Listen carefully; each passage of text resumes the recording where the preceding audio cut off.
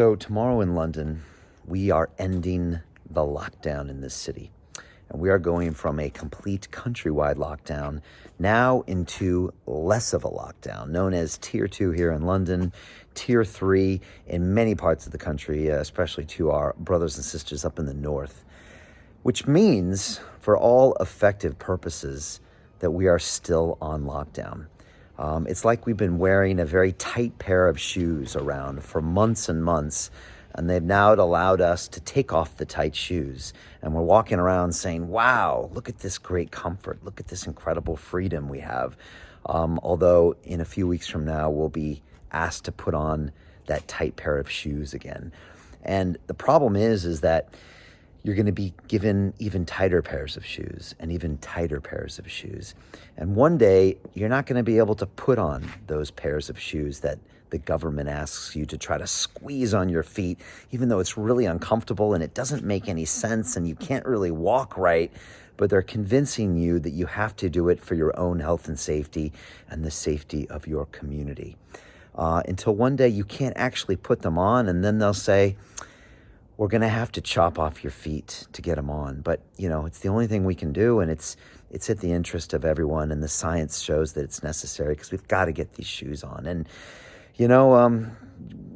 a few of us will acquiesce, and pretty soon, maybe no one will even have feet anymore, and it goes on and on from there. And honestly, that's just an analogy that I just made up right here on the spot, and it's a comparison of what we've seen here, which is what one of my guests this year called the totalitarian tiptoe. And it's a way of slowly constricting our own civil rights and our own human rights into where we don't even realize that we should have these as humans anymore.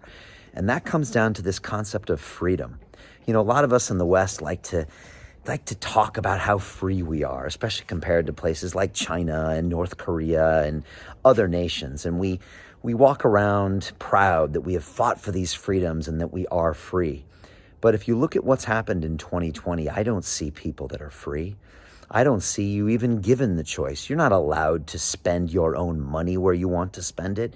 You're not allowed to congregate with your friends and loved ones. You're not allowed to do business, which is a simple human right, in my opinion. You are constrained from doing that. And it's made illegal. And many of your other freedoms to travel to different countries have been taken away from you as well. Even your freedom to speak about what's on your mind has been restricted from your digital platforms and even your government censors like Ofcom. How do I know this? Because it happened to me this year and I lived through that censorship. And whatever platform you're watching on this video on right now is censoring me now because I can't say words that start with a V or other words that talk about the thing that starts with a C. And so it's happening and it's real. The problem is that you don't even know it's happening. And we all know that analogy of the frog. We stick him in the pot. And if we throw him in hot water, he jumps out. But if we turn up the heat slowly, he actually allows himself to boil with no protest. And that is what's happening to us. And so tomorrow we find that they turn that water down a little bit and make it a little cooler than it was. It was getting a little warm in the pot. And then later in January, they'll turn it up a little bit more and we'll accept these. And 30 years from now, when your grandchildren ask you, what did you do, Gray, in the great pandemic of 2020, but it was the pandemic of the loss of your freedoms. What did you do, Grandma and Grandpa, to fight back against what was clearly a violation of the human rights that you fought so hard for hundreds of years, whether in America or Britain? What did you do? Well, we sat at home and we did what the government told us to do. And we have to start questioning that, and we have to start looking for leadership that has a different narrative, that says, no, something is fundamentally wrong here with them taking away our human rights. And I have the choice right now if I want to go drink myself to death right now. I have the choice right now if I want to slam my head into that wall. I can go jump off that building if I want. I have a lot of choices as a human to make poor choices. But I don't have the choice right now to take my own health into my own hands, knowing my own risks, and congregate with other people or do business because a government has said that I am not capable of making those decisions. I've lost the sovereignty over my own body. The fact that everyone isn't alarmed by that is a scary thing, and it's something that everyone needs to consider, and I want you to consider right now, because it potentially gets worse from here if we don't put our foot down.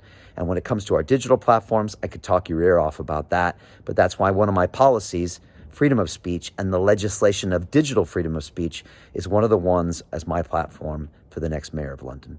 So this is food for thought. Again, I am not into protest, and I'm not into rebellion, and I'm not into breaking laws, but I am into having intelligent conversations and open and honest debate that upsets people, that talks about science and data-driven solutions. I'm into proportionate responses to the virus.